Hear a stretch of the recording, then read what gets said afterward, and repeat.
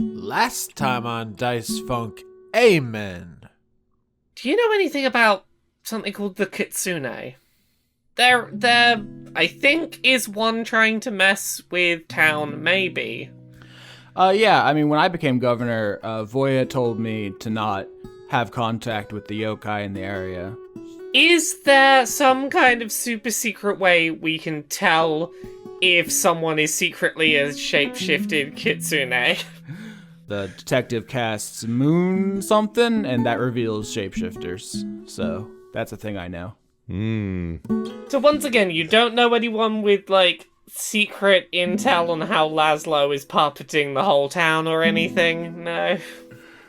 I mean, goblins don't live that long. If I'm going to be 100% honest with you, Voya and Laszlo are both probably quite elderly. 8. Oh, that's only one. That's not ideal. So you get one usable thing of alcohol. You can tell me about that and add that to your inventory, and that's your best weapon against mold. But if somebody practiced hard and learned, then it would become more manageable. That is my understanding. The Kalashtar are fighting against the bad quarry who want to take over the world, and so people take upon themselves the great burden of merging. That would be very brave. That would make someone really brave. I think you just need to help me to learn how to focus on one kind of thought and cultivate that kind. And then out of my eyes and mouth and nose and ears comes me, out of the demon, into her eyes, nose, mouth, and ears. And then sun, moon, stars are one again. Neellith, you're working the grill, I think, making, some canapes or something for people. And your face tentacles are like holding a spatula, holding a whisk. And suddenly you see your hands holding the spatula and the whisk as two green humanoid hands. Yeah. That's normal. That's a normal thing. Yep. That's fine. Yep, definitely. The egregore stood silent vigil over Grendel. And, while no one was looking, it sprouted 9 beautiful foxtails.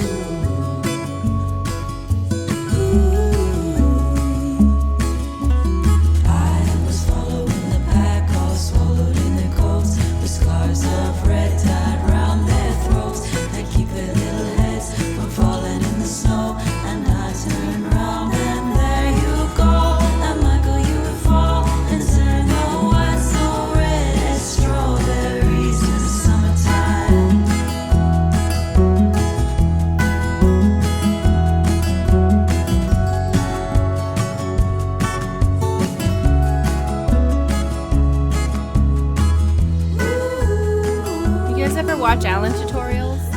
Alan tutorials? Yeah. Yes. No, what's that? Oh, yeah. Just type it in and press play. See where it takes you. Okay, I'll do that just now. Right now. This is a new podcast. This Okay, is bye Alan everyone. tutorial stand. With 3 characters down for this episode, I'm just going to be watching Alan tutorials. It's been years since I've heard Alan tutorial. Is that a preview of anything for the future, Mari? Is that going to be a preview of Slime's upcoming video series? Well, Slime tutorial. Oh my god, that was so scary. How to slime. No, but Slime wants Neellith to come over to show them something amazing. Oh yeah, I forgot about that. Okay, what's being shown to Neellith? You'll see.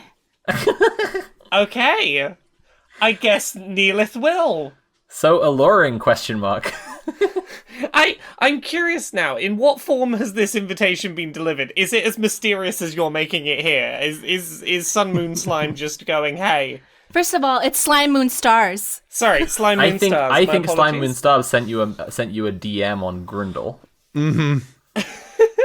Hey, you are. No, this is not one of those tricks where Sun Moon Stars post pictures of themselves, and the last picture is of Slime looking disgusting, and they're like, "Actually, we're here for a 3-way." Oh my god! Jesus Christ!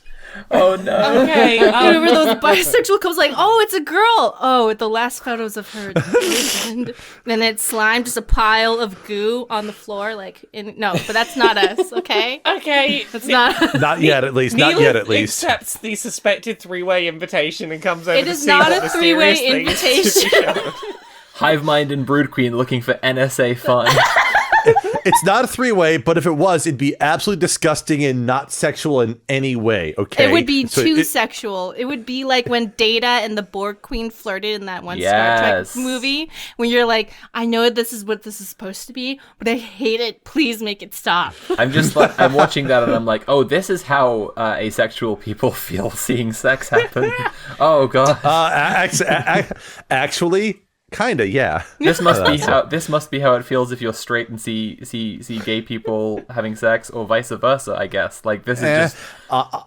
Honestly, that's more tolerable for some reason. I don't know why. And it's not even like Borg Queen X Data couldn't have been sexy. Like, I'm sure there's a fanfic. Oh, yeah. But they made it so uncomfortable. So, as much as I am suspicious of Slime Moonstars' invitation, Neellith, trusting as anything goes, okay, this is probably innocent and fine. Whatever. No, not a suspicious bone in her very floppy body. There will be soon.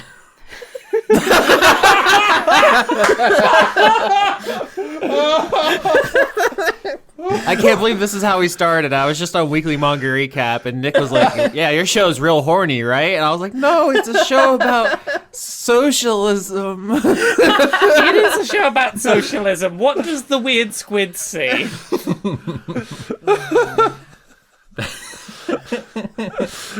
There's a spectre haunting Europe. The spectre of Slime's invitation to Neellith. Neellith knocks on the door and opens the door and walks in and sees... I prefer the original translation. There's a hobgoblin haunting Europe. That feels more appropriate to what's happening here. Nice. I like that in German the word for spirit and spectre and ghost is just the same. So, like, for example, Hegel's phenomenology of the spirit in English, like, direct translation is just phenomenology of ghosts, and I love that so much. Just like, that sounds like a philosophy pamphlet I would write. It seems like it'd be a lot harder to have a D&D monster manual because they get so much mileage out of synonyms. They're like 15 different creatures that are just the same concept, but given different names. Right. Like there's every undead is just a different language word for undead. Right. Neellith has come to visit.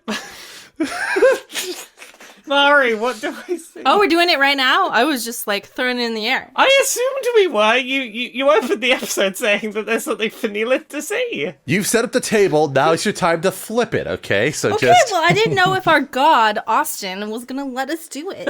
Austin can't stop us. I want to know what's in the mystery corner. What's in the mystery corner? If Austin wanted to stop you, they would have tried and failed already by now. Neellith cares not for the main plot right now.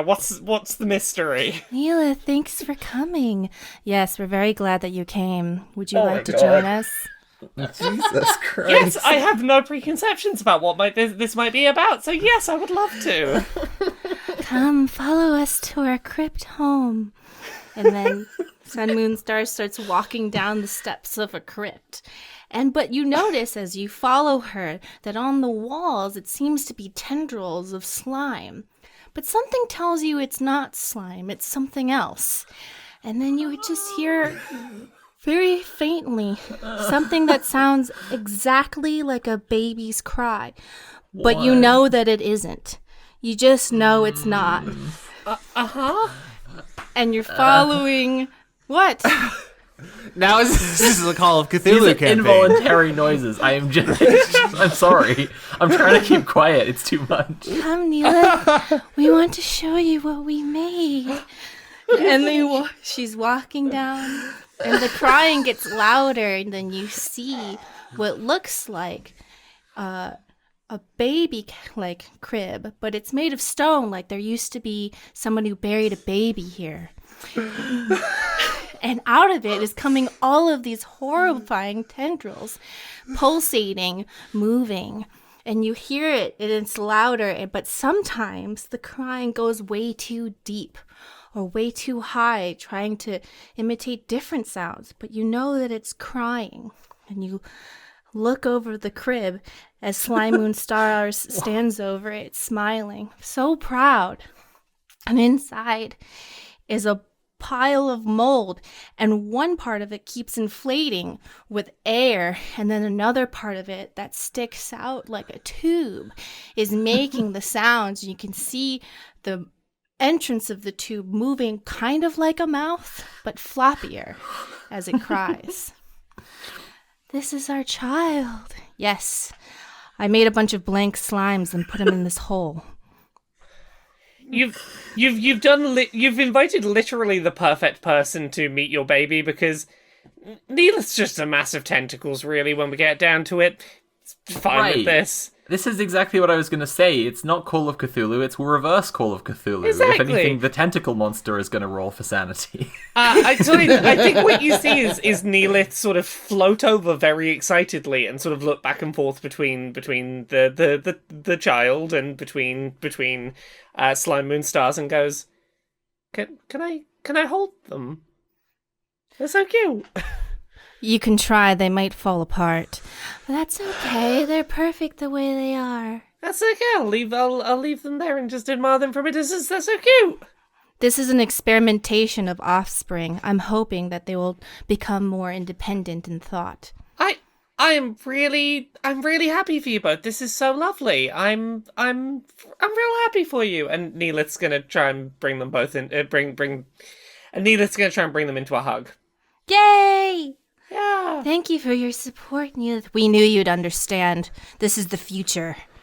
I mean, I'm not going to suggest this is the future for everyone, but I am no stranger to non-standard reproductive cycles, and I'm excited that you have found one that seems to have worked for you.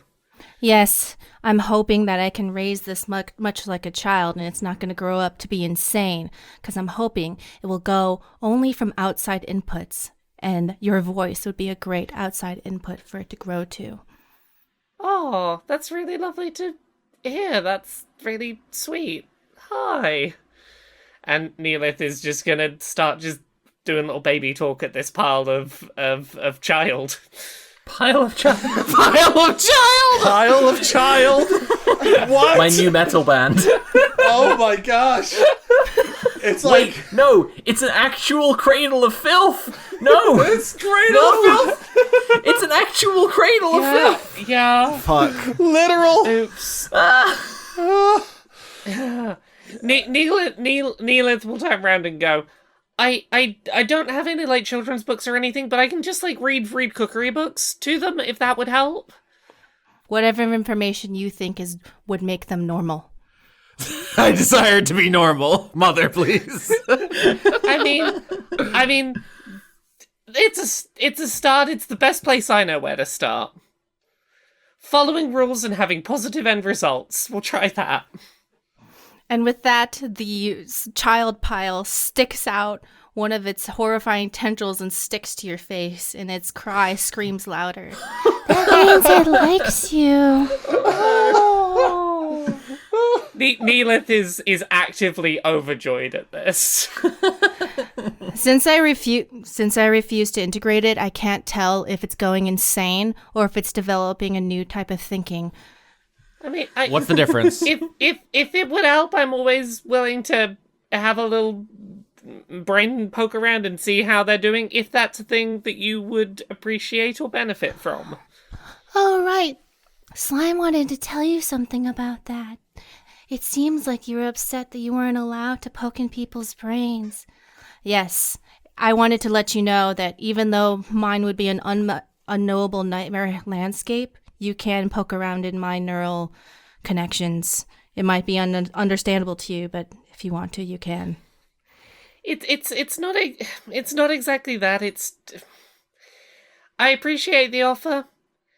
I'm just bad at people, and this is sometimes a shortcut, but I feel like out of everyone in town, I can just talk really directly with you, and you talk very directly with me, and that's fine. And therefore, it's okay. I feel like I know how to communicate with you all right without that.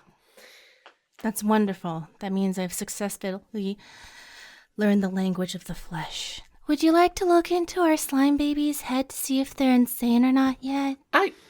Sure. Let me do that if that's what you would like. I think the Dungeon Master's Guide has optional rules for sanity. Give me a sec. Yep, there is. Let's go ahead and pull up the rules here. So yeah, I'm gonna attempt to detect thoughts on the Cradle of Filth baby. I'm so glad that's sticking. Do you think all babies are insane until they learn how to communicate and forget their insanity because it was so upsetting? Isn't that the plot of Baby Geniuses? Yes. Isn't that the plot of Boss Baby? I haven't seen Boss Baby. No, Getting a I lot was of Boss Baby vibes from this. Legitimately, there are some studies that suggest that infants start building memories and then lose all the memories they've built when they develop language skills. That is apparently a legitimate theory. A friend of mine said that like babies, babies and then children are just over the course of several years tripping balls on the like experience of having not been and now being. Yeah, and I just can't stop thinking about that. Like, yeah, that's exactly what's going on. You're connecting all sorts of weird neurons in your head that have never connected up Right. before and going, what the fuck is all this? All of a sudden, you just are now. Years of learning how to parse sensory data. It's kind of wild. By the way, I just want to say on behalf of Dice Funk Incorporated that your audition to DMing something down the line, Mari, is going swimmingly. I'm just saying that right now. Yeah, please do a horror one shot. I try to avoid narrator voice, as I call it. I find it unpleasant usually, but you nailed it there. That was a great example of narrator voice. We'd like to we'd like to offer you a position immediately. Austin, what happens when I try and scan this thing's thoughts? Intelligence saving throw. I mean, looking into Slime's mind is like lighting yourself on fire to stay warm. It's 19! I mean, perfect. You don't sustain any long-term trauma from this. I guess you two collaborate. Do I learn anything of interest? I mean, it's kind of up to Mari what you learn. I don't want to make that decision for the character, but I think this is as successful as you can imagine. The baby is a creature outside of myself, so that I feel like that should be up to chance. Well, basically, you could presume though, Mari, like what a fairly blank slime mold canvas might be in this case, right? What would you? I mean, I think Mari accidentally answered the question there, which is like, how separate is the baby from slime? And if you've been successful in your experiment, then yeah, it's not as overwhelming because you don't have like hundreds or thousands of years of experience in your, the chemistry of this creature. Mm-hmm. That's like slime molds don't have brains; they are just like chemistry beings. It's really fascinating, actually. So like looking into this is very alien. It's like, it's like psychedelic, but it's not a bad trip. Like if you had failed the intelligence roll, you'd be like, oh no, I've seen too far, I've dug too deep. Yeah, since they've been taken care of, they don't know suffering yet. So it should probably be a good LSD trip. It's a mellow high, yeah. Mm-hmm. Yeah. I can't say anything for certain yet, but right now, I'm getting good vibes in there. Good. I was worried the lack of feeding them brains would make them go insane, but it seems as if the slower amount of information absorption is going well. Are they happy? It's tough to say, but I'm not sensing any unhappiness in there. Oh, wonderful. That's great. We've been doing a very good job of only feeding it biomatter and no neurons. Well done. You seem to be, whatever you're doing seems to be going well. Oh no, is this baby gonna try neurons at some point and it's just gonna be like crack to it? Maybe. Oh jeez. Or maybe they'll be a truly vegan slime. That's a problem for the season finale, maybe. All kids go through that phase where they want to try neurons. True. Look, it's better if you just let them try neurons at home in a safe setting. Where did you get your neurons when you were growing up? Because I mean, I had to rely on some weird sources with that. But Oh, they would just fall on top of slime, when they died. I'm talking about it. I'm talking about like back in. What about back in you, elementary- Mari? Not Oh, slime when the I character. ate brains? Yeah, yeah. 90s kids remember. Well, Yeah. there's some Mexican tacos that have calf brains in them. I don't know if I've had them though. I can't remember. Many cultures eat brains. I've eaten brains before. Yeah. It's not. Oh, really? I always people are like, oh, it's made out of lipids. I'm like, does that mean it tastes good? Or... There's also like loads of loads of small, I don't know, like fish or whatever that you just eat the whole thing. Side note, you should not eat human brains because it's very possible you can get that one brain thing. Yeah. Yeah, prions disease. Yeah. We talked about this earlier, and the audience was like, it's pronounced Prion, Austin. And I was like, damn, never heard it out loud Hey, before. look, I'm owned. I would know that maybe if I'd eaten brains, but I haven't, and I don't have it, so it's fine. I'm sorry I learn by reading so much. I'm sorry I just read 1 million books a second. Sorry, everyone. Yeah, audience, actually, it's suspicious that you do know how it's pronounced. How's that brain? Huh? Tasty? You little freak? So there's no way we could possibly top what just happened, so we might want to just wrap it up for the week, unless we want to try to continue with the story. That's a nice little bonus episode. We'll give it a try.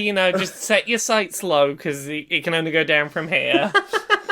I mean, we got a lot of implications to dig through with Fly Moon Stars. So, All right, so actually, I think we're going to turn the mic over to Sophie, whose character has to give the team their new mission. I think the natural setting for this is in front of the egregore. The brutal cold weather has eased up a bit, but there are clouds, dark clouds gathering. You feel that some new weather complication is coming soon. But this is a merciful break where it's only normal cold, which is still very cold on this mountain, but it's not Constitution saving throw cold. So, Philippa, Governor Heck, take it away. What are we concerned about this week? First, you have to imagine Philippa is getting ready for this meeting, and she says to Nobi, who's in his little flower pen in her office, she's like, I need to talk to the whole Moist Watch. Sound the hurdy-gurdy.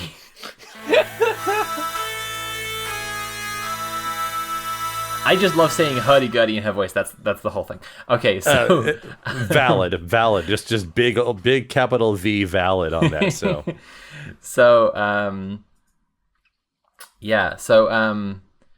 she would be in her best cape to keep warm. I know it's not bitingly cold, but she'd still be bundled up.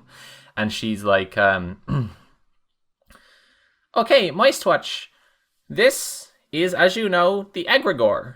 And as you all know, it takes on the qualities of the citizens of our village. So, who notices anything peculiar about the egregore? It has a few more tails than it did before. Definitely a slightly suspicious number of tails. Okay, so Neellith leading the class. Do you have any more thoughts about what this could mean? I mean, it seems like the Kitsune is part of the egregore, which is a problem. And the Kitsune is part of...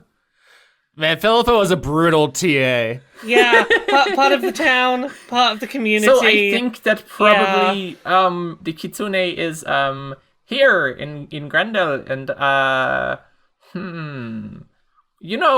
don't necessarily want to just give you all, tell you what to do. I may be your boss, but I'm still, your friend, too. So, what do we think? Maybe, is the Kitsune around? well, according to what Mold said, the Kitsune, at the very least, was nowhere near the yokai village under the lake, due to them being elsewhere to alert the frost giants, but there is definitely a possibility that they are nearby the vicinity of the village. They are a shapeshifter. They can disguise themselves. I did have a passing wonder if perhaps they are someone in town.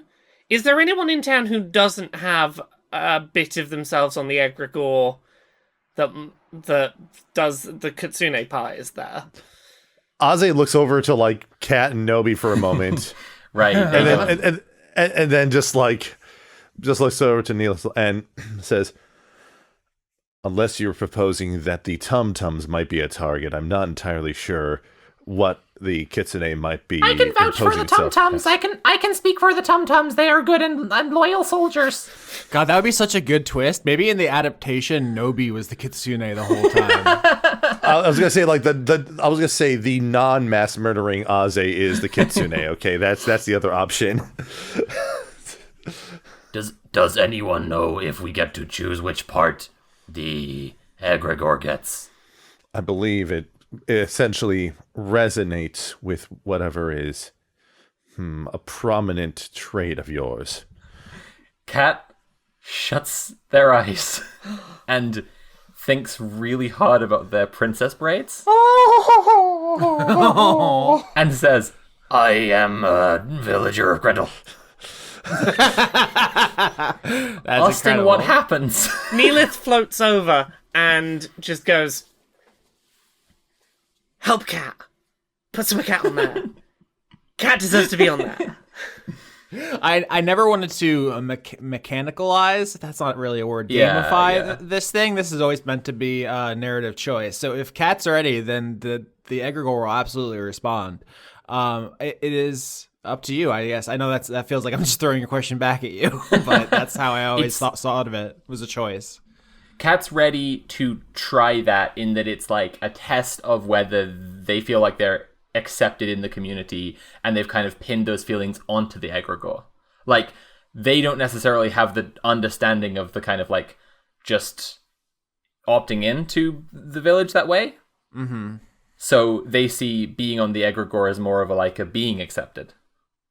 I just pulled up the Wikipedia page for egregore just to double check all my math here, and it says the concept is referred to a psychic manifestation or thought form occurring when any group shares a common motivation. Oh. So, not only maybe that paints your opinion of the Kitsune, but Yeah. if the motivation of the good of the village of Grendel is Shared. in Cat's sights, if it's not just about Cat, like doing this for themselves, if it is genuinely for the village, then yes, the egregore will sprout beautiful braids. Oh, then tragic news for Cat.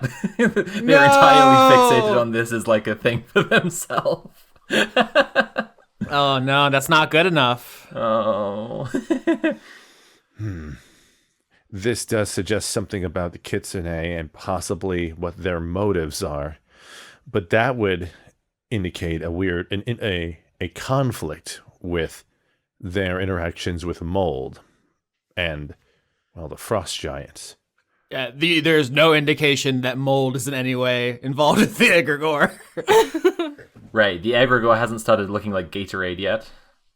Well, but Kitsune using mold to do certain things and make a threat to the village in some forms, like how would that align with the village's collective goal about itself, right? So either there's some other ulterior motive that's unknown, or maybe the Kitsune is just being just a bit coy about things. I don't know. It could be it could be that the Kitsune thinks that it knows what is best for Grendel, and in this sense is aligned with the village being protected. During all of this very sensible discussion of what the Kitsune means, Neellith, in an attempt to make Cat feel better, is gonna put a couple of her bigger tentacles up like Cat's braids and be like, "See, we match." Cat was definitely like a little bit wrecked by the result, so that helps. That definitely helps. But Philip is going to be like, so there are some possibilities to my mind.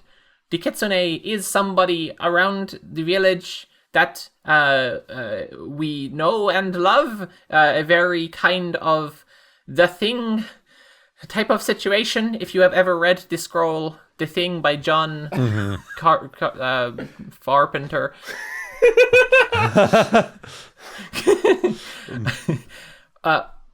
Another possibility, the Kitsune is in an as of yet unseen hiding place, and we need to find it. So I would ask, what are our leads on finding the Kitsune so far? We could ask Mold. Where is Mold? I don't know. Molds can't be too hard to find. They are inhabiting a frost giant's corpse, carcass, or otherwise, as we last saw them. They're so big. They're huge.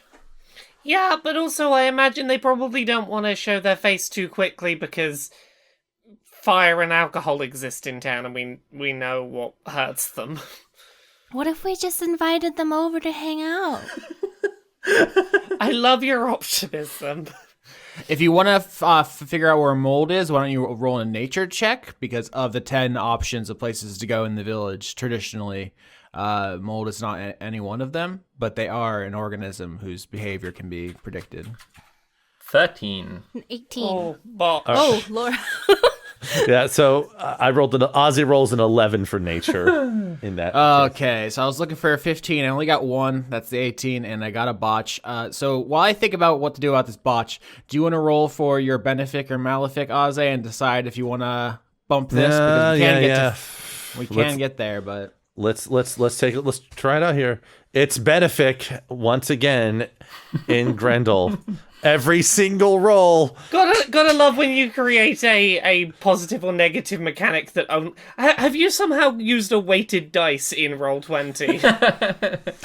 So in that case, Philippa can add a bonus to their roll. That is going to be a D6 they can add to their roll. Nice. To try to get that to the 15 threshold.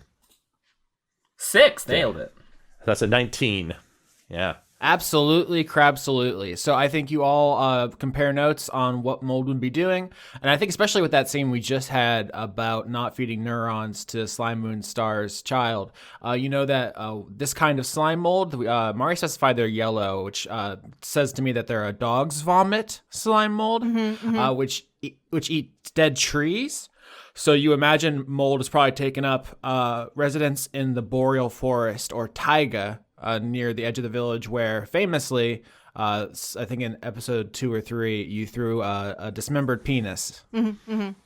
Oh, did they meet the penis? They've almost certainly absorbed the penis, yeah. Oh, they didn't even talk. Okay. I mean, you don't know. You weren't there. But in my experience, talk is not one of a penis's primary functions, so... Oh. Could, if they, were innovative. I guess, yeah, that's also not one of their strengths.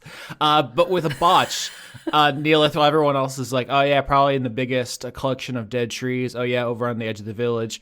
You're looking down, thinking hard, and you catch a reflection of yourself in some snow, and you look at your own face, and it's just a goblin. You just have a goblin's face, green, big ears, Oh no! sharp teeth.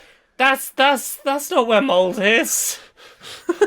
That sounds like That's fucked up. That sounds like Neil is having a good time. Nothing bad happening right now. Nope. I'm having that bad trip that it's just taking a while to arrive from interacting with the weird baby. I've taken some initiative and rolled a cheeky little insight. Philippa can tell something's up. Yeah, I see that 20 on the insight. So feel free to work that into the role play. You all are talking about, we got to find the Kitsune. Mm-hmm. Maybe Mold knows. We know where Mold is. So maybe it's like the group is about to go off, and you noticed Neellith has blue screened. Hey, Neellith, do you have a minute? Yeah. Philippa definitely walks to one side a little bit to get a little bit of privacy and is like, you had a funny look just now, and I know I wouldn't say anything. People sometimes are just tired or spaced out. That's fine, but you had the exact same look at one time at the party, and it kind of worried me. It's not a danger to anyone else. I'm just having a bit of a.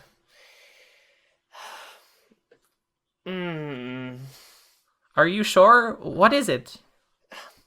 Neellith looks over and makes sure sort of the rest of the party sort of isn't, engaged in this conversation.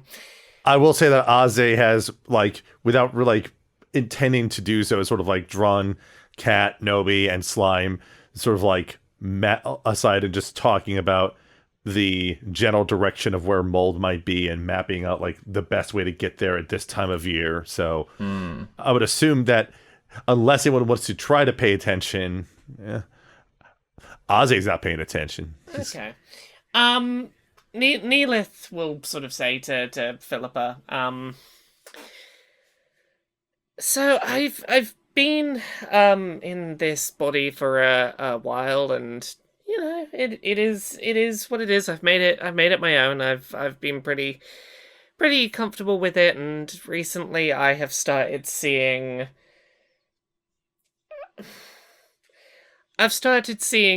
the body of the friend whose body I was given to take over, and seeing myself, seeing them in myself, and it's really throwing me. It's not me, and it's really weird and disconcerting to see someone that doesn't look like me when I look at myself. Oh, I can't. Wow, I can't imagine what that is like. Is this a normal thing for people? For Illithids?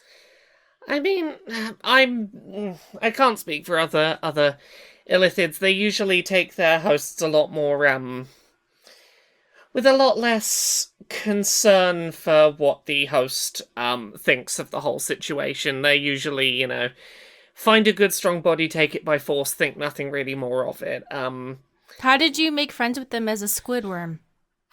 Has Slime Moonstars intruded over into the conversation? Sorry, I just needed to know. Psychic? It's psychic. Never mind. Mari can ask Laura, or Philippa can just ask, having been Philippa at wouldn't the ask table that. influenced. Okay. So I mean, that is a thing I am happy to answer if it comes up, if a character who is in this conversation brings it up, but... Wow. Sorry. I'm so sorry. So, is this something that we should be concerned about? Are you changing in some way? Is this a problem, or is this something psychological? Do you think maybe you should talk to Ruth? If someone was gracious enough to give me a body, who am I to be so ungrateful as to change the body I was given?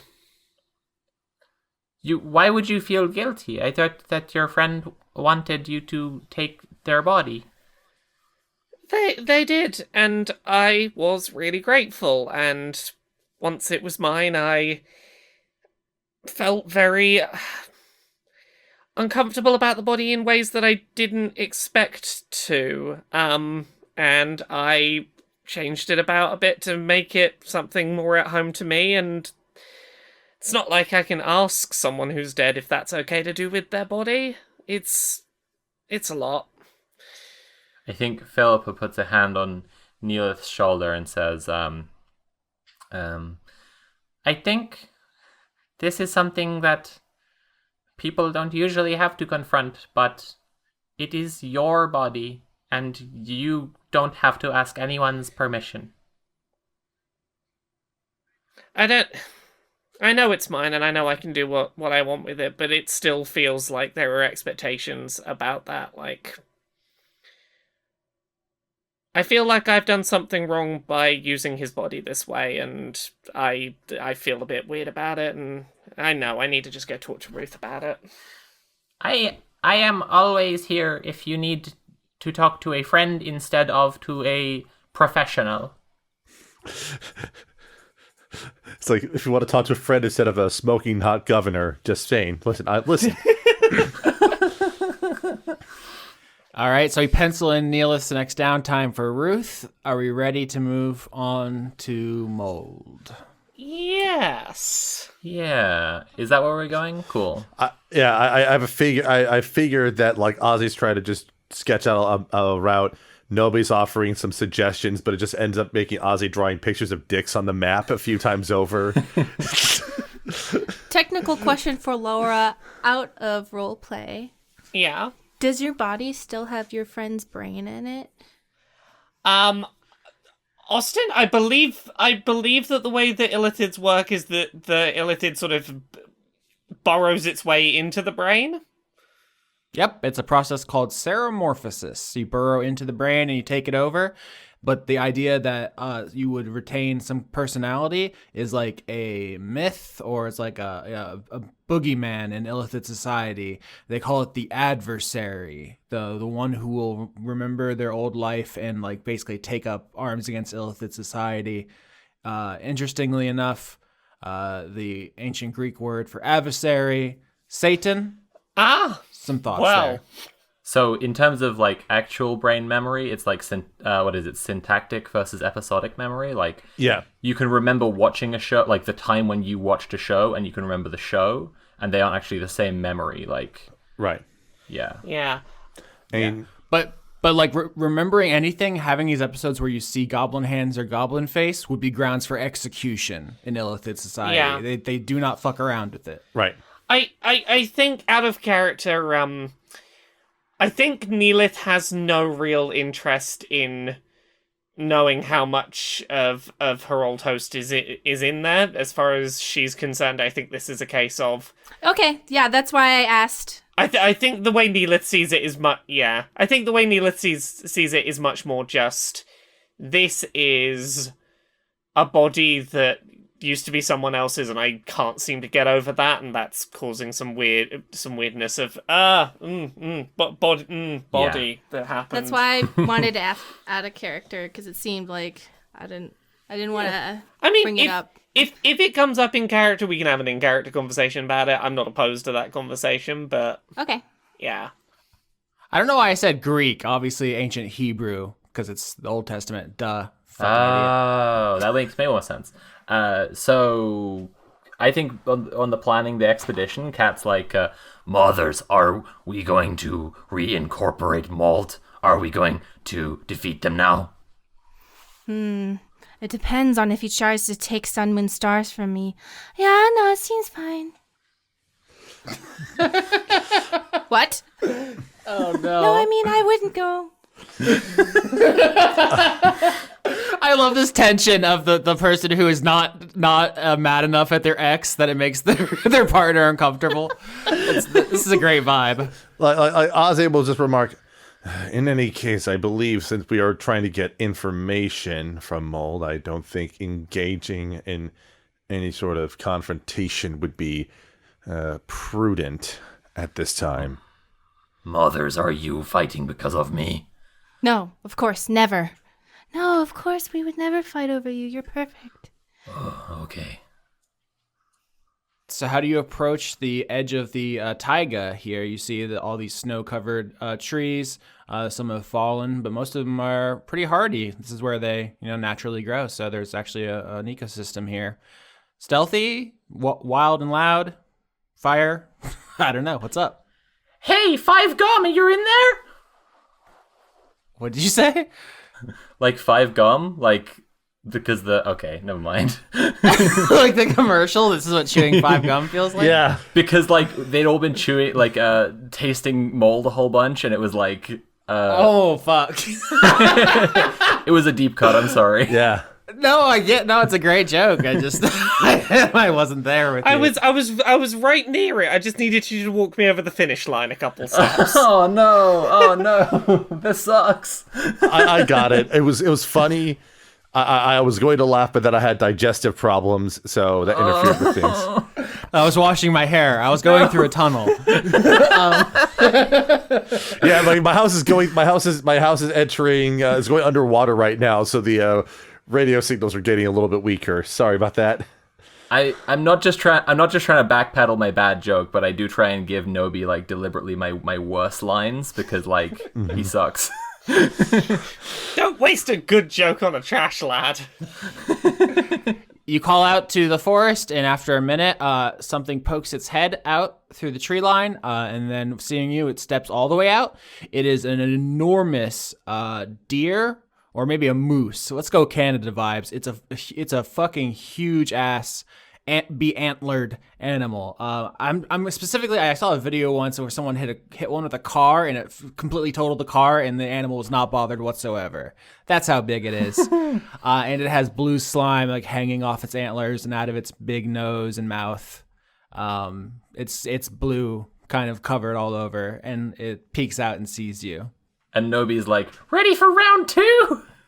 and and Cat's like, not ready for round 2. He is speaking nonsense.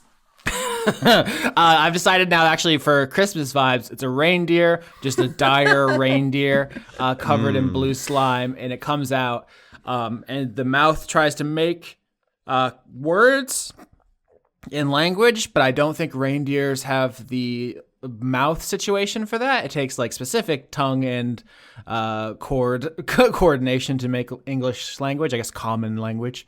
So it comes out. The inferior blue one didn't even pick a vessel that can speak. Not like me, Slime. Not like me. Right, Sun, Moon, Stars? Yeah, okay, sure. So after failing to speak, the reindeer gets frustrated, or I guess Mold, piloting a reindeer, gets frustrated and just gestures with its head to follow it into the woods to meet the actual body that can talk. Cool. Nobi follows very confidently. Yeah, you just march in after it. It leads you through the woods, and as you enter the boreal forest, you see it as this like beautiful, serene kind of woods scene, just classic Canadian wilderness beauty. But as you go deeper and deeper, you see more and more patches of blue slime mold on the trunks of trees, hanging from branches, inside of squirrels and whatever. I guess they'd be like Arctic chipmunks and so forth. About the reindeer, I'd like to know if it has a very shiny nose. Yeah, blue, electric blue, shiny. Fantastic. Did you roll perception to see the shiny nose? That was? I was just checking. If I ever saw it, would I say it glows? You would say it shines more than it glows. If you ever saw it, theoretically. If I ever saw it. All right. Mm-hmm. So you follow the reindeer deeper into the forest until you get to a glade where Mold has what appears to be one of the good neighbor robots, and they are jamming parts of themselves inside of it. Not sexually, I said that out loud and I realized how it could sound. They are attempting to animate it with themselves. I didn't think it sounded sexual until you said it didn't sound sexual. I will admit, Mold, that is a cool idea. Nobi's like, Hey, I like what you've done with the place. Do we have to talk to Blue Dolph, or do you have a minute? Oh, man. Mold says, it is a good idea, Slime, but you could never pull it off. You don't have the intelligence or the biomass. You always think biomass is the end-all to be-all, but guess who's brood-mothered Sun, Moon, Stars? Yeah, we're creating a new type of life. Don't tell them about the new type of life. They might try and go take it. Don't do that. If you try and take my baby, I'll call upon my celestial ancestors to destroy you. I have a sibling already. I see you've given up on your beliefs about not integrating with living beings. I win again. I got consent first. Yeah, I came up with the idea because Slime wanted my eyeball, but I said, why not we just share? It is true, mothers combined in front of everyone. Everyone was happy to see it. Kat, you need to meet your younger creature thing soon. Mold says, fusion is just a cheap tactic to make weak slime stronger. How would you know? You've never done it. Nobody's ever consented to it for you. Oh, fuck. The virgin Mold in the chat, Slime. No.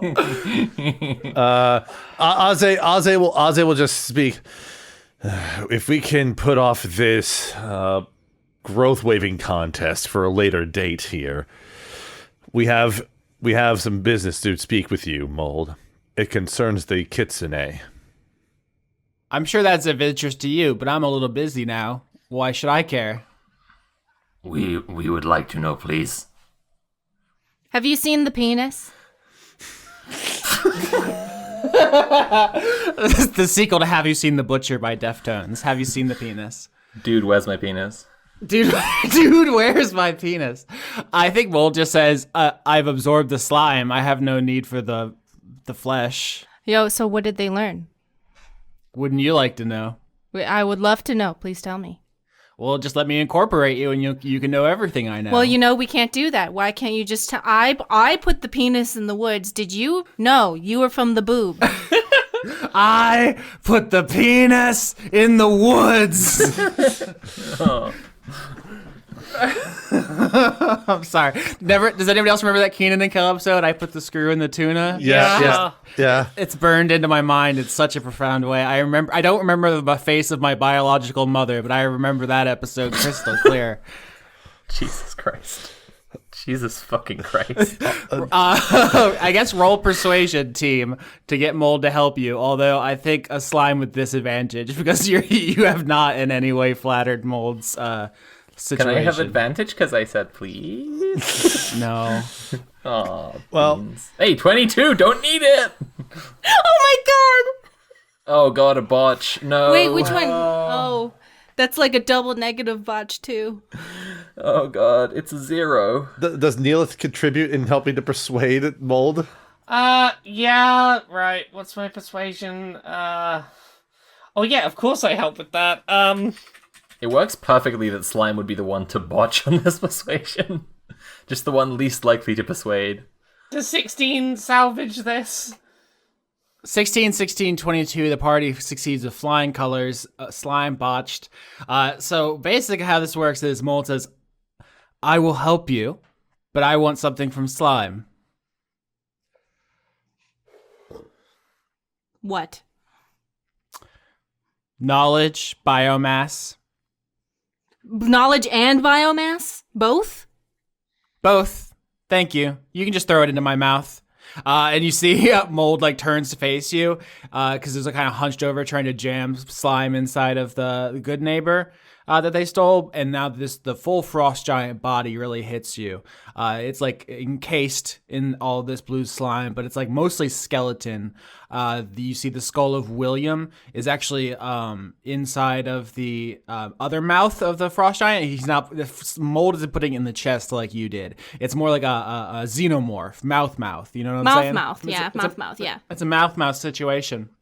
But the frost giant has like was buried with their like battle helmet, so there's this big horned helmet. Nice. And it's just a real fucking cool giant monster person, and now half slime.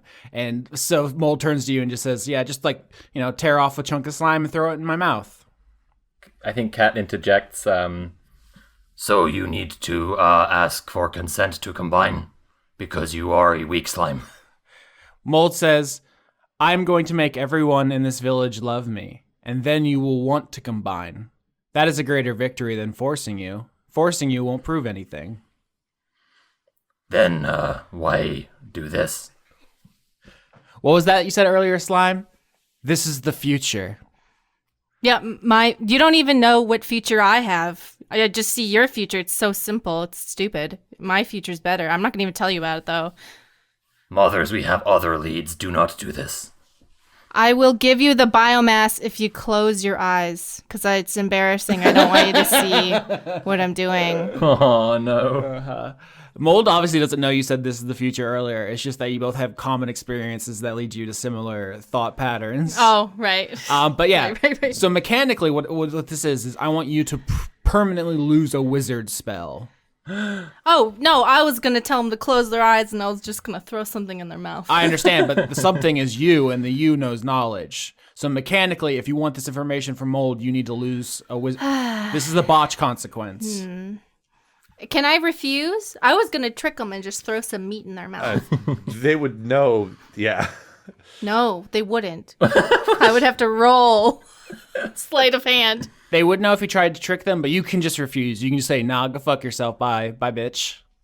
Yeah, that's why I had Kat saying, like, we have other leads. No, I won't give you any of my genius. Goodbye. It's clear that you have the totem of magic, but you have no idea how to use it, idiot.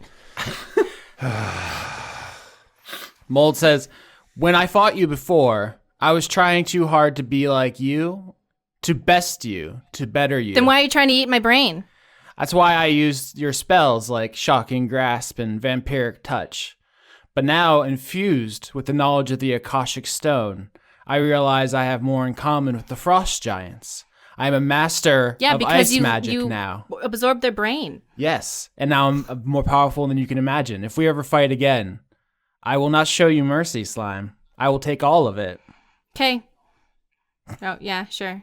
I was gonna say on the other side here, Mari. The bot penalty there is basically redemption for you not getting any penalties for getting to 0 hit points when you play a slime.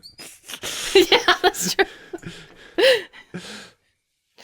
If you don't want to be like me, then how come you're trying to learn more of my spells? I want to take them from you. Oh yeah, that makes sense. Yeah. You should know the chemical ecstasy of succeeding. I think you should do drugs like I did. That's exactly what I'm trying to do. What do you think? Oh, in town, there's a person who does drugs, and they'll put the drugs on you. And then you'll feel how I feel. I recommend the drugs. No, people giving their love willingly is a drug. Do you remember the first time someone said they loved you? Someone who was not required to? Yes. Do you? I have your memories of that and the rush of chemicals. Nothing compares. I would do anything to get that again. And you have to understand, as I'm sure only you do, that each individual slime mold cell can experience it for the first time. There is no diminishing returns, and gestures to the rest of the party. These people will only ever feel it once. I can feel it 100 million times. The most powerful feeling in the world. Is that why you eat so much? Is that why I eat so much? What can I say? Ladies love biomass. All right, Slime. Yeah, I kind of get what you were saying. I get it. It's weird. Neellith is stood at the back of this scene going, is now the time to get the alcohol that's labelled on my character sheet as alcohol to kill mold?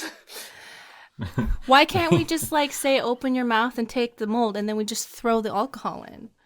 That would be bowler as hell. More notably, we're trying to get a lead to figure out where the Kitsune is, and yeah, once we burn them, I can just grab a little bit of mold slime and get the info. Mechanically speaking, it's not simple as saying I use alcohol, mold is dead. There's going to be an entire boss fight, and then you have to roll and end with the alcohol to finish them off permanently, and you can fail, and then you'll be out of alcohol. It's a whole thing. It's a special item like Final Fantasy. Okay, Austin, that makes sense, but I have written down alcohol to kill mold, and therefore I throw it at mold and we win. I think Nobi's been quietly brooding and really over the interpersonal drama of slime and mold for the whole conversation, and finally goes, We should just go ring the doorbell. I didn't want to say before, but I could see the Kitsune when I touched the statue. Let's go touch the statue. Wait, what? Everyone, including mold, turns to you. And the reindeer and the good neighbor. Nobi, as he starts to walk away back to town, is like, yeah, I'm just gonna go ring the doorbell. Fuck this. See ya. Fuck this. Bye. Nobi was cutting in and out to make sure people don't hear what he's about to do. Nobi, thank you for this information and for helping save slime. Thank you. Yeah, come on. Hurry up now. Okay. And Cat. Good job, Nobi. Let's go. Cat starts to follow Nobi, but just before they go, says to Mold, Not mother. Do you like my hair? Your hair is lovely. And Mold reaches down and pats you on the head.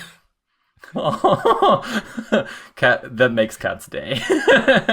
As you go to turn and walk away, Mold says, "Do you love me?" Oh my god. It's okay. It's okay, Cat. You can say that. No, not. It was a nice thing to say, but no, not right now. All right, soon. I don't love everyone who compliments me. Mold, pro love tip. Continually and consistently tell them nice things. Then they love you. You don't have to take over their brain. It is a step in the right direction. Cat loves me because I continually fed them my mother flesh. That instigated a bond. Try feeding your mother flesh to a creature. Cat goes, you can put it right in my mouth, and opens the mouth. Mold just says, we've decided you are my mother, correct? Yes. All right.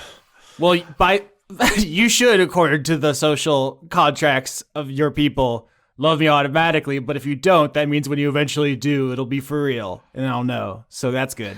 Mold, might I remind you that cat ripped themselves out of their mother's abdomen of their own people. So we're making our own social constructs. Yeah,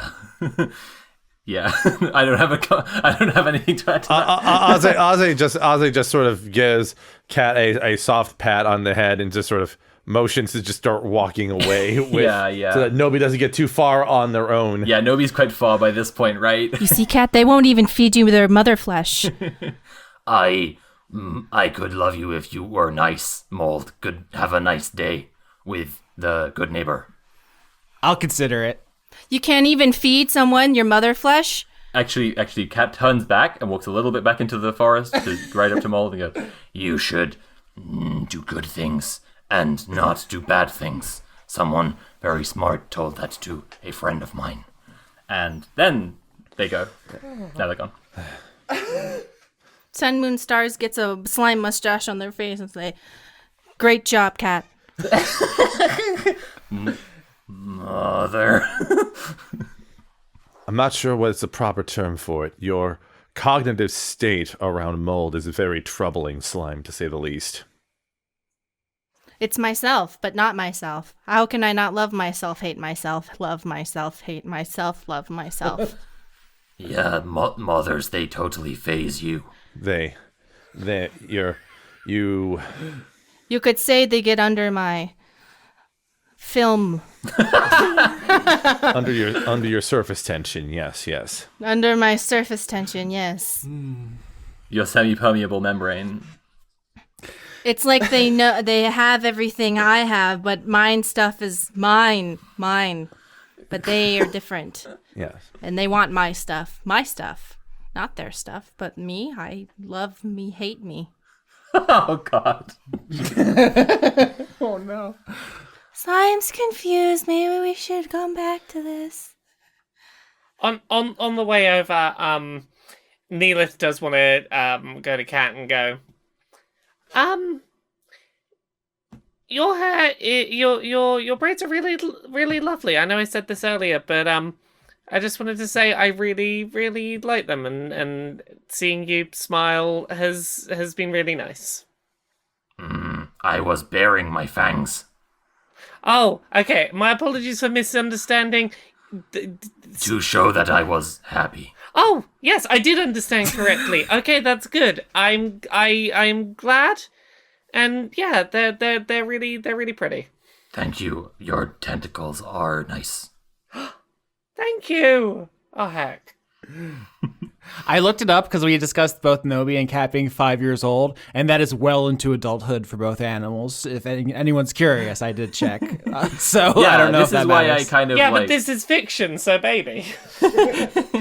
This is why I feel like they're fully ready to fight and go on quest, but like, it's like you can train it like a parrot or something to have like actual conversations and show that it has some intelligence and like understands what objects are, but it is about the intelligence of like a 4-year-old child. I thought you were about to say you could train a parrot to go into combat for you, but They did with pigeons. They strapped bombs Yeah. to pigeons and taught pigeons to go fly into the Oh, tanks. Jesus Christ. Yeah, I mean, I like that. That's kind of one of the motifs of this season is non-human intelligence. So it's Slime and Cat and Nobi Right, and so yeah. forth. So yeah, we definitely are getting. What I in found there. appealing about the Dream Team in the first place, yeah. So you actually have to stop by Varys first, just because you cut yourself, bleed on the tarn, and then there has to be a purification ritual to open the portal. So yeah. Neellith, you want to roll your D8 again for damage, and then we can move on. 2. All right. Yep. You chef knife your tentacle right quick. Very does the ritual with the 3 little idol statues, and the staircase unfurls beneath you, and you can go down to the yokai village. It is eerily quiet. All the bodies have been cleaned up and interred in the graveyard. All the slime has been reabsorbed, so there's no one here. Go ahead. Do we know by who? By which part? Slime picked up the slime during their downtime. Everything interred, all the everything cleaned up. Sun, Moon, Stars, I assume, was in charge of that. Oh, because the great. Yeah, okay. Mm-hmm. It's a good thing I didn't lobotomize myself for redundant information. Thank you, Nobi, for saying that after I had my drama, because I really needed that. I was just bored. Everyone's a critic. Aze does walk by like the houses as we approach the statue, and like does like pay almost like silent respect to the various houses that the yokai used to inhabit as we approach the statue. Yeah, as the party walks up to the Kitsune statue, actually really quick, can I cut back to Philippa, who I think this arc's governor business is, what are you going to do with the yokai village? Yeah, I've been thinking about that a whole bunch, because it's kind of like there's a big cultural issue there. Like, just because people die doesn't mean that you can just claim their stuff and their land. It's extremely fraught. I'm glad I'm not Gigi, who has to make these decisions. So Right. If you do something insensitive, I disown it completely. Yeah, so Philippa's going to make a huge Philippa statue that's... No, See, it's fine because you can disown all of the choices because you blame them on Philippa. You go, my character would do it, I wouldn't. No, I mean, I will absolutely make decisions that I think Philippa would make more than anything. Like, yeah, sorry. So I think... I have actually been thinking about this ahead of time, and I think the comparable thing would be like Brunel made the whole new city of Edinburgh, and like just on top of the old city, but you can still like go for tours and stuff. It's like a heritage site.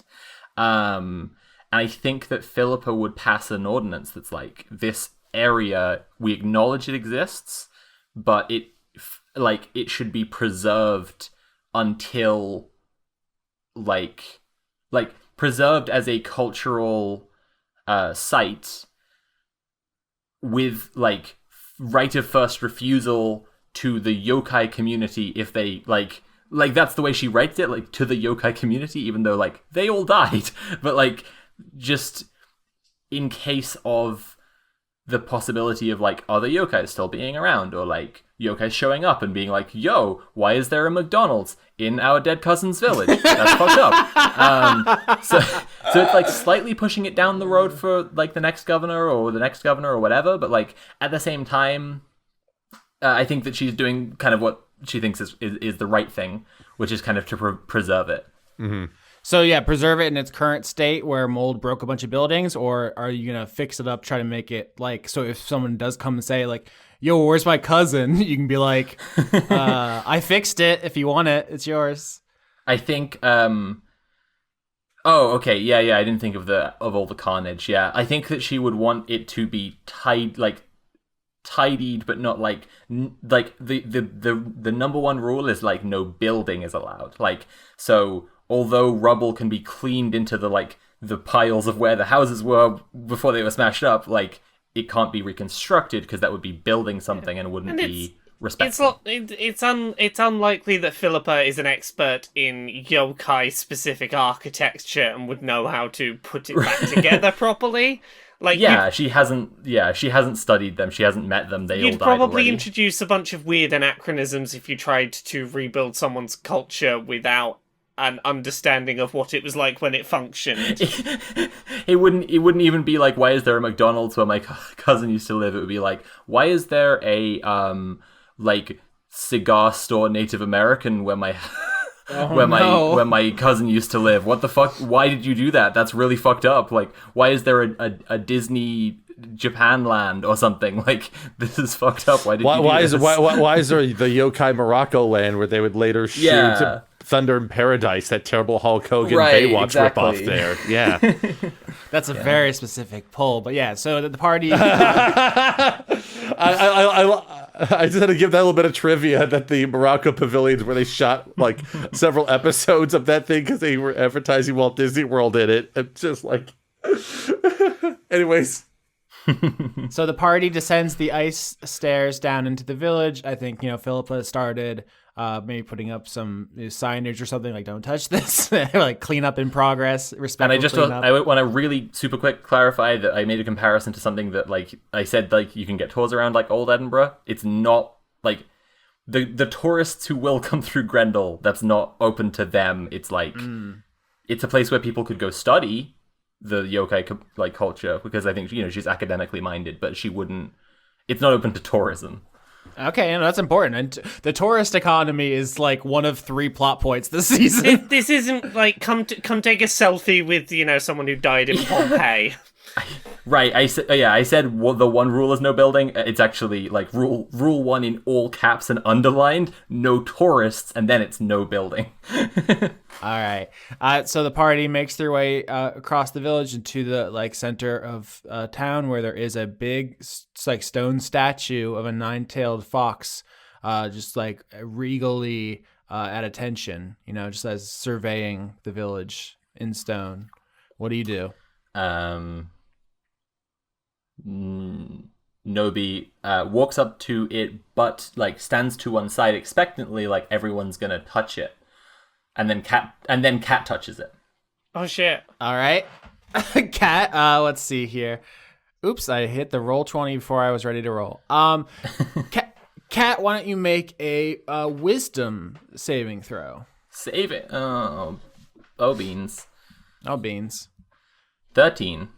Yeah, that's actually very good. So what? Your fur starts to smoke. And like a little bit, you start to catch on fire, but there with a 13, it's enough warning that you can take your paw off it if you would like. You won't take damage. Nobi says, well, and Cat goes, nothing, and holds their paw on for a second more. Okay. Nice. So then, you do start taking fire damage. I just rolled a d4 for 2 as the first embers of flame begin on the ends of your fur. I think then Cat yowls and jumps away from it. Yeah, so there's still magic in the statue, definitely. Anybody else want to try? Ozzy?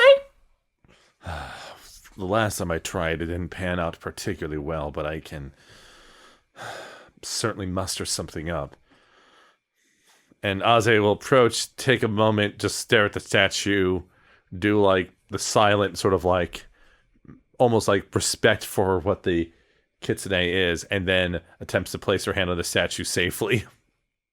So now that the Kitsune is aware, wherever it is, I've actually already revealed pronouns, wherever he is, Cat got his attention, so now he's fully, there. You put your hand on the statue, and you don't get to make a wisdom save. You're going to take 4 damage as the incredible heat sears your hand. And you just get this very arrogant, or it's a very authoritative, just how dare you? Not even the words, just the feeling of how dare you. You experience spiritual how dare you. Yeah, it's like seeing a Tory. So it's there's no other sensory experience other than just how dare you. Here's another thing I'll add to it is that it does seem deeply personal. It's not like anyone who touches the statue just will burst into flames. You've seen a couple of different variations of it now. Yeah. Aze, you doing it, it seems like the statue hates you more than anyone else. Aze holds his hand up for a moment and then takes off, shakes it a little bit, and just shakes his head softly and says over to Nobi, I'm not sure what you saw, Nobi, but I don't see anything here. I just saw some fox eyes, that's it. I guess it has a built-in dweeb detector. So you're saying that it only looks at dweebs. Got it. Zing, got him.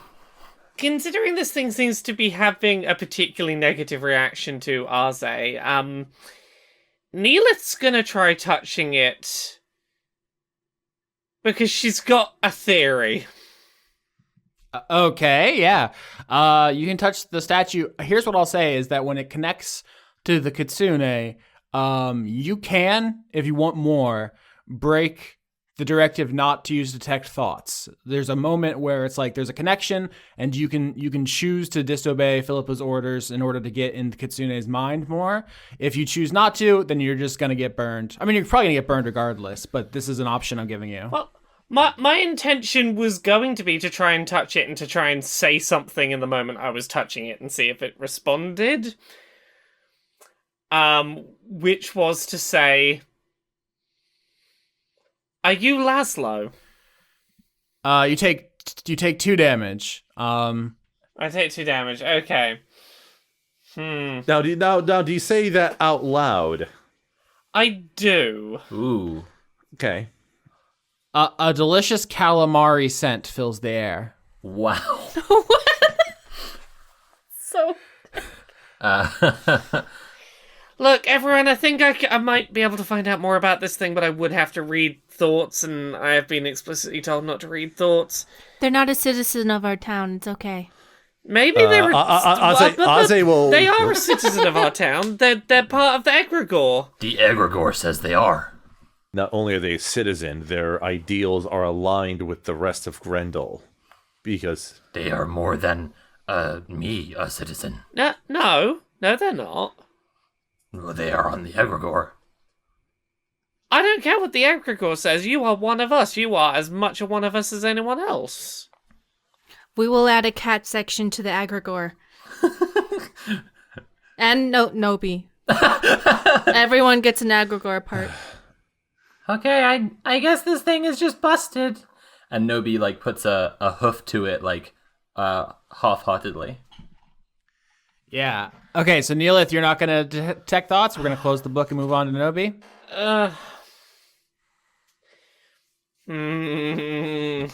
That's fine. We're going to be in Nobi land for a minute here, so I don't want to. Yeah.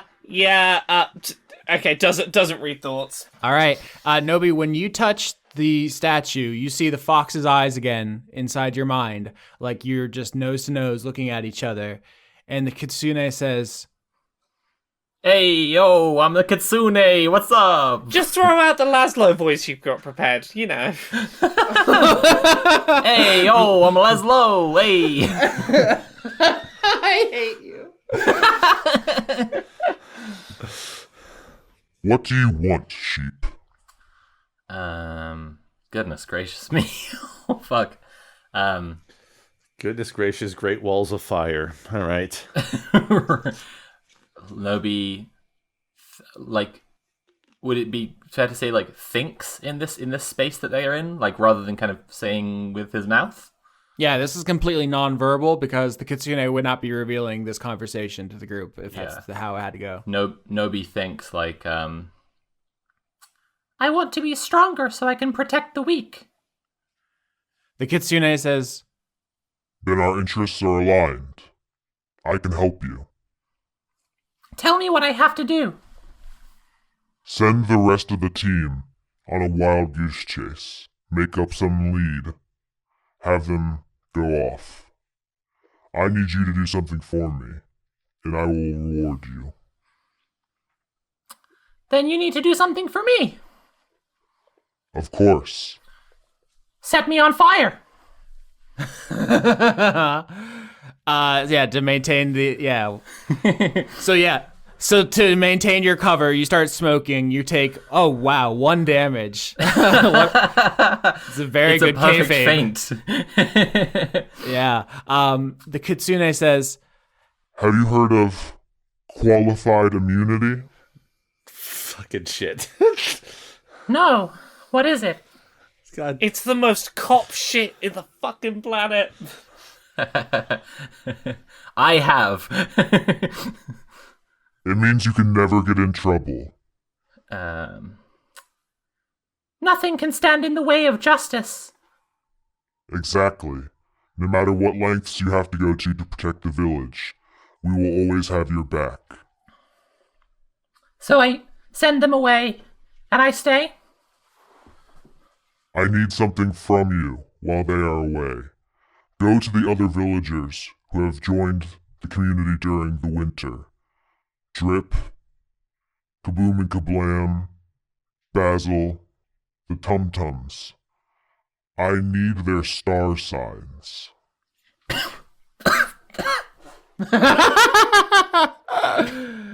Uh-huh. Okay. Consider it done. All right, there's a puff of smoke that like forces your hoof off the statue. Burning you theatrically for the group, even though you only took 1 damage due to random chance. And Nobi goes, Yow! Oh, shit! Fuck! Shit, that hurt! Fuck! Oh, that looks like you were burned in a very sincere, not a joke way. Oh. Yeah, it fucking canes! Are you okay? Did you were touching that for a second there? I just wanted to see if it got me anywhere. Nothing. Oh, that's a shame. Slime would usually offer, but they are now inhabiting a living body, so they're a lot more careful. I do not want to try not mother again. Yeah. Unfortunately, I think at this point, Mold will not be willing to cooperate unless they get something from Slime. And Slime is in no position to relinquish anything, so we're effectively... What Mold requires of me is a sacrifice of my people. Are you willing to do it? Are you willing to sacrifice any of your village? God, the parallels, the poetry, it's so beautiful. it rhymes. It's so good. Mm-hmm. I don't know, maybe Who would you sacrifice in our village in order to gain this same piece of information? maybe like a rat or something. Oh, fuck. All right, well, all of my citizens are equal, and we don't think the pizza rats are below us. Yeah, that's kind of fucked up. Nobi, you know that Cat has some sort of on-again, off-again love affair with the rats. That was very rude. Yeah, you should support all kinds of love. I like to see in the background, like there's some rats, like just who sort of snuck in, like, hey Clarice, look at this place, and all these places are nice. Oh, there's a sign here. we can't move in. Oh, it's national heritage. We can't even. It says no tourists. I mean, wait, we're not tourists. We live here. I said to Ma I was gonna move out of the basement for this, and look at it. We gotta find somewhere else. Well, what? You were gonna move out of the basement into a basement village? Come on. Hey, it's Use your noodle for once. There's a whole village in this basement. That's not a step up. That's just a step sideways into a bigger basement. Yeah, you and your sideways steps, See, this is the part that in the Netflix adaptation, the producers fight me on this. They want to reveal the pizza rats are actually rat yokai, the Nezumi, and they're like, this is the part where they transform and take the village back. And I'm like, no, they're comic relief. It's fine. Don't make it a plot thing. They're played by Rizzo and Make it the a Muppets. post-credit scene at the end of the finale. Yeah. Anyways, so like Ase will just sort of give a little frustrated sigh and start walking back towards the stairs to leave the village. In any case, Nobi says, Where did you get your Laszlo idea from, Neellith? I was talking with Ruth a little while ago, and I've been trying to follow a thread. I didn't know if it meant anything, but... What else do you know about Laszlo? Not much. They were... Maybe one of the first people to be in charge here, and that they might have been the first person to start this whole rigging who's in charge thing. I didn't bring it up because I feel like there's a lot I still don't know about this, and I didn't want to... Do I know anything about it? well, How about a history roll? It sounds like we're going in history roll territories where we are. Crit 29. Oh my lord. 17. All right. Okay, I know all the gossip. I just remembered. I forgot. I was some baby brain. We got 15, 17, 18, and crit, and just a phenomenal roll. Jesus Christ. I have to stop and think about this one. As you all know, I am the town gossip. That's why I love when Slime eats the brains of the dead and tells me their secrets. This is how you trap a DM eternally. You get them in a position where they have to reveal some information straightforwardly without any kind of plot device or character saying it. My one just- weakness, no. You just get caught in an error 404 loop. Okay, with a crit, I will say, you know that Ruth can't talk about Voya and Laszlo that much because of patient confidentiality. And last downtime, Neellith, Potter said to you that basically everyone assumed that they were in a relationship. And so you're putting all this information together. I think where you get to is Voya and Laszlo were dating. They were talking about, the village being in charge. Literally, they had back-to-back governorships, so they were like basically ruling the village for at least 10 years. They mentioned Pulling a house of cards. Yeah, they mentioned to Ruth about maybe controlling the sortition. So that was like outside of the therapy. And then of course they were like, oh no, we can't talk about this outside of therapy. So let's literally use couples therapy as a place to scheme, because then Ruth can't talk about it. So they like hid their plotting within that veil of silence. But there was just enough spoken outside that Ruth could say what she said so far, but no more. Mm-hmm. But you understand that Ruth would have notes about that. And so with a crit, what I'm going to say is if you want the answer to this motherfucking mystery, you need to burgle Ruth's house. Holy shit. More Okay, guys, so it turns out we have to burgle. more problems that can only be solved by being unethical cops overreaching our, jurisdiction and doing unethical things to our own citizens in order to get what we need in order to save the people. I see, Austin. I see your game. I mean, you see my whole game. My game's out there. My game has no protective sleeves. You've placed your game on the table. You've taken the shrink wrap off. I see it right there. Has anyone else heard of quantity immunity? I think it's okay to burgle. It's okay for the people in charge. Oh dear. I mean, no, it's not. If we create one set of rules for us, one set of rules for everyone else. I hear someone in distress break down the door. No! But when is Ruth ever out of her house? She never leaves. Yeah, but also, it's bad to have one set of rules for them and one set of rules for us. Also, okay, because I don't want to just make this there only one option on the table and you debate whether to do it or not, because then it's like if you say no, then where do we go? The good DMing practice is to give multiple options, and you got a crit. So I'm going to give you a fucking weird option that just appeared to me, which is if you want to get glimpses into the past of Grendel's history, you do know a machine which can bend space and time. Ooh. Let's use time machine. You guys, so do we want to do a burglary or do we want to look in time machine? Fuck up the timeline. Fuck up the timeline.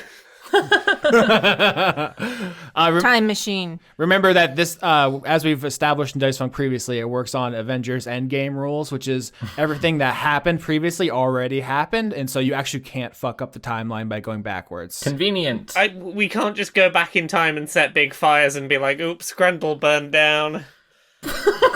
In case we wanted to do that. Yeah. This is actually how time travel, I think, would theoretically work, in my understanding. It's just because causality, like you can't go back and change something so that you wouldn't have gone back, or otherwise you wouldn't have gone back. Right. So, like Aze will say, anything that prevents us from committing injustices upon others is preferable, to say the least. Are you sure? I can really make the burglary happen. I have a whole plan. I'm pretty sure that you do, Nobi, but I can distract her. I know what to do. Do you? I would propose some other course of action, and if that involves dabbling with the geniuses establishment. I do worry that going back in time to do the exact same crime that we could be doing now, but just in the past, isn't really any ethically better. No, I played Life is Strange. If you do it during time travel, it doesn't count. It's more that we're just getting a glimpse of the past. We're not going back to commit a crime. We're going back to see what things were. We're just going back to see things that are under patient doctor confidentiality through time without the consent of the people who shared that information confidentially. But technically not against the law, because no one's thought to make a law against it. Let me say this, because this is not a pre-planned outline I'm working through. I'm literally improvising. So I would avoid making assumptions about time travel. Assume that the chaotic nature of the machine is beyond your grasp, and you're just going to have to roll with a bunch of punches. So don't assume anything so far. I think that Cat would turn to Slime Moonstars and go, Mothers, I am having a neurochemical. I thought of time heist, and it felt a kind of good. Go on. I like time and I like heist. A kind of good. I'm convinced. Let's go. Like when something is really cool. Oh, that does seem very neat. I think more about time heist, and I think it would be really cool. I also agree. Time heist. Time heist. Time heist. Aze will say, I don't think characterizing as a time heist is appropriate. And it's more fun. Yes. The neurochemicals in my brain also tell me it's fun. There is no circumstance under which what we're about to do is going to be fun for me. No. What? no. Oh, all right. You are the member of the heist team who has a personal connection to the job. Time heist. You can be demolitions guy. I will be the guy who is doing one last job and then is out. I will be hacker. I don't know what that is, but it sounds like the right word. Aze is just like walking faster to get away from everyone at this point. I'll seduce people with my sexy ways. Me too. Good job. You've grown into a beautiful young princess woman murderer. I will be a femme fatale. Yes. Are we doing time heist? I don't think Otsa never said time heist, just said look in the past. It's about branding, Skitch. Time heist has a ring to it. Neellith is still struggling with stop peering into other people's personal stuff without confirmation and whatnot. Neellith is real not into either of these plans, just because both of them seem like they are breaking the rules of what we're supposed to do and doing the bad thing. I don't want to put my thumb on the scale too much, but once again about assumptions, there's no reason to believe that using the machine would let you look on anything that wouldn't have been publicly available had you been there at the time. Yeah. No one's making you do illegal stuff in the past. Right. Yeah, this might not be us listening to a therapy session. This might be just people out, walking around. Yeah. Yeah, like I was assuming we would just look around and see what was just the fact of the matter in public, not listen in on Ruth's therapy sessions. I mean, that was not the assumption I had. Okay. If Neellith would voice that as well, then Kat would be like, from my understanding of quantum mechanics, we have already done time heist, so if it is unethical, it is too late. Yes, time circle. We cannot have not done time heist if we have already done time heist. We've already committed the crime in the past. It's already been forgiven. Let's do it again. And at that time, the law against peering into thoughts was not in place. Yes, in my thousands years of living, I do know one thing. What happens in a time loop stays in a time loop. Okay, but if I get in trouble, I'm putting this all on you. This is all on you lot. You won't be, unless you get stuck in the time loop, then see. Ozzy's over the horizon somehow at this point. He's just over the horizon. Oh my god, Ozzy jumped off the mountain. I guess we're at the end of our time. Nobi, did you want prompting, or are you going to make an excuse to slip away, or what's up with that? oh yeah, Nobi would be like, Okay, well, everybody have fun on their time heist. No, but you need to be the demolitions guy. You can blow things up in time. Mothers, he has a note from his mother. Yeah, I have therapy. Oh, okay. She said I don't have to do cop stuff if I have therapy. Oh, remember to eat after you have therapy. Thanks. Remember, good stuff, no bad stuff. Unless the bad stuff results in good stuff. It's complicated. Don't think about it too much. Okay. No bad stuff unless it's good to... Okay. Yeah, like a time loop, it's bad, but unless we did it already, just like Kat said. All right, so the rest of the party is going to go to the dump to see Shoko about doing time heist shenanigans. Time heist, time heist. Time heist. And Nobi, where are you going?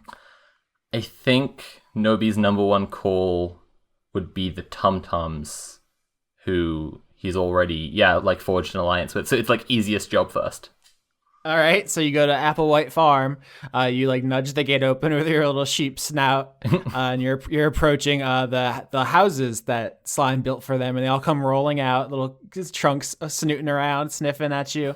Very cute. And then what you said that you were their commander? Yeah. They roll into formation like troops, and then all salute with their trunks. Oh my god. What do you say? Troops, I have an assignment for you all. I need something from you. Animal handling with advantage because they already are predisposed to like you. I was just on the wrong window. That looks to be a natural 20 on that. Yeah, it was. I crit. Oh, you crit. So walk me through this. I'm giving you complete control of this scene. Paint me a picture. I guess with complete control, the way Nobi would handle it with his troops would just be I need to figure out your star signs. You need to know nothing because this is a need to know basis and I am your commander. So I need your places. Hang on, is it times and places of birth? Is that the... That's one of the factors, but not the only one. It's a... Oh no. Do I need to roll astrology? Grendelian cosmology is bizarre, weird. There's two sets of stars, and your birth sign may not actually be your active sign. Oh my god. So it sounds like with a crit, you have to muster your forces to go break into Aze's house while he goes on a time heist. We need to go on a research mission to obtain vital information that the commander, me, needs to know. We are going to learn about astrology. What an ending stinger. We're going to learn about astrology. Theme song kicks in. As you're leading your troops off Applewhite Farm, and they're all just rolling behind you over to Ozzy's place, and the Moist Watch goat walks up to the fence, the gate at the dump. Nobi, you feel in your mind something slither. Nobi pauses for a moment at the head of the pack, and all the Tum-Tums fall into formation, organized behind him. And just for a moment before carrying on, he goes, Excellent. I was following the pack, all swallowed in their coats, with scarves of red tied round their throats to keep their little heads from falling in the snow. And I turned round and there you go, and Michael, you would fall and turn the white snow red as strawberries in the summertime.